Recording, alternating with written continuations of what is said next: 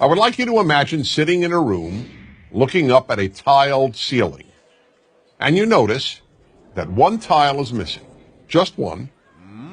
What would you concentrate your vision on? What would you look at the most? The answer, of course, is the missing tile. Now, that's fine for ceilings. In fact, it's actually good because we can replace a ceiling's missing tile and once again have a perfect ceiling. Ceilings, after all, can be perfect. But this doesn't apply to life.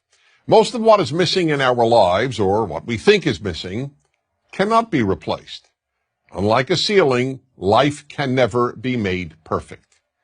For that reason, concentrating on the missing tiles in your life is a big problem. Let me give you the example that taught me this great lesson about what I call the missing tile syndrome. A bald man once said to me, "You know, Dennis, whenever I walk into a room with people, all I see is hair."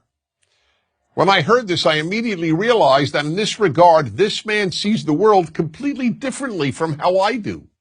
Because I have all my hair. When I walk into a room, I don't even notice hair. It's not a missing tile for me.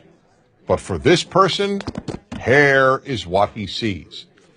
This applies in some way to everyone. When a woman who thinks she has imperfect legs walks into a room, all she sees are perfect legs.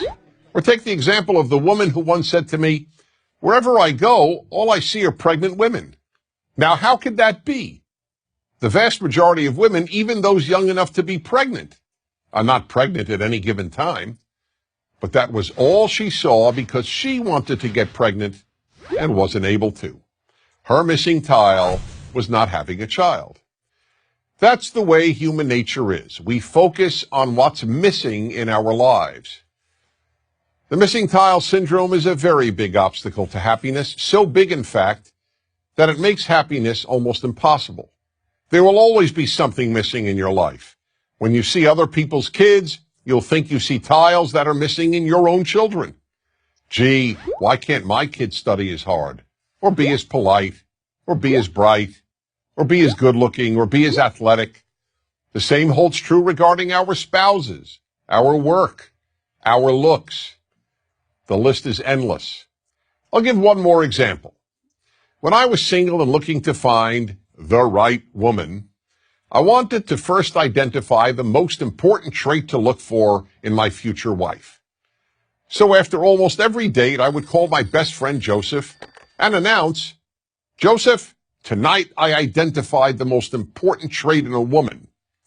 And he would always say, "Okay, Dennis, what is it?" And then patiently listen.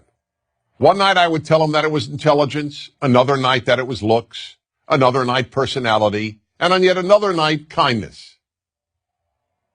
One night, as usual, I called him up after an evening out and said, "Joseph, I finally figured out what the most important trait in a woman is." But this time he didn't say, "Okay, Dennis, what is it?" Instead he said, "Don't tell me, I'll tell you." Perplexed, I asked, "How do you know? You don't even know the woman I went out with." "It doesn't matter," he said. "Whatever trait tonight's woman was missing, that's the one you decided is the most important trait in a woman." I could say nothing. He was right. Whatever that night's date was missing is what I would declare the most important trait in a woman. I hadn't yet come up with the term missing tile syndrome, but that is exactly what I was suffering from. That's the way we play tricks on ourselves and undermine our happiness, by concentrating on the missing tiles every one of us has. So we really have a simple choice. Do we focus on the rest of the ceiling, on all the tiles we do have, or do we focus on the ones we're missing? To a large extent, the answer to that question will determine how happy you will be. I'm Dennis Prager.